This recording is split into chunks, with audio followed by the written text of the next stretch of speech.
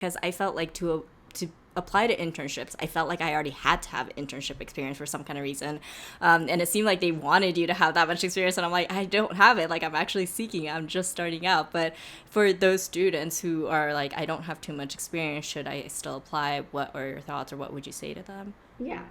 First of all, it's not your fault that you feel that way because they do actually say, "Oh, it's entry level internship," but like if you had a year of experience, that would be great. And it's like they're making you feel that way with the type of expectations they're putting in the job description. But I always tell this to my students. I say, yes, take a risk and apply, because the reality is that you have transferable skills regardless of if you don't have experience in that industry or you haven't had a lot of internship experience, but maybe you've done a lot of like volunteer work, student organizations, leadership things that aren't necessarily formal positions, but you have transferable skills.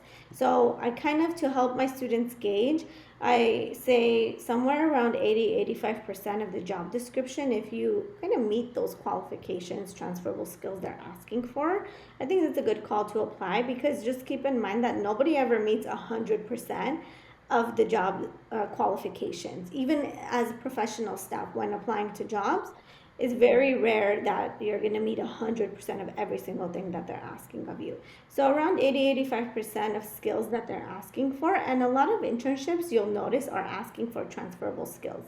Very few that are very maybe technical or very specific, that will want you to have very like a specific set of knowledge or skills in something like a software program or something like that.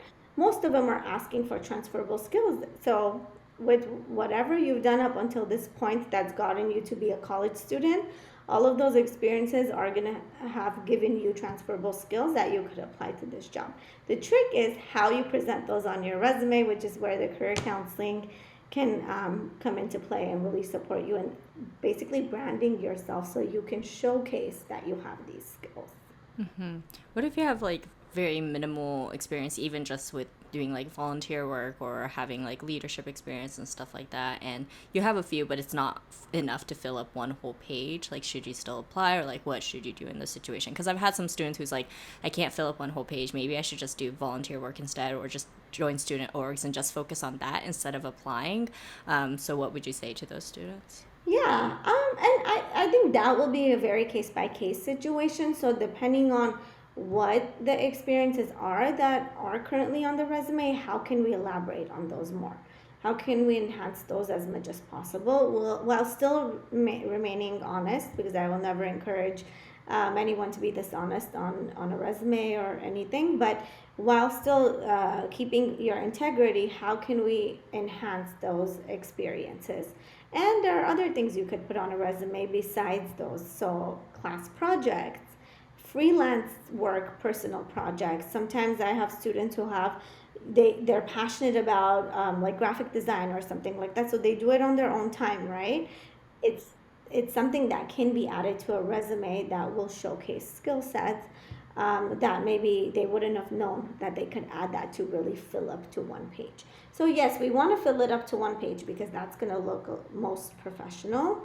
But we work with the student to figure out if they can enhance what they currently have, or if there are any additional things that maybe they haven't thought about that they could add onto their resume to really fill up that one page. So I say case by case, if possible, if we could do those things to really fill up the page and make their transferable skills really highlight them, then we can go ahead and apply.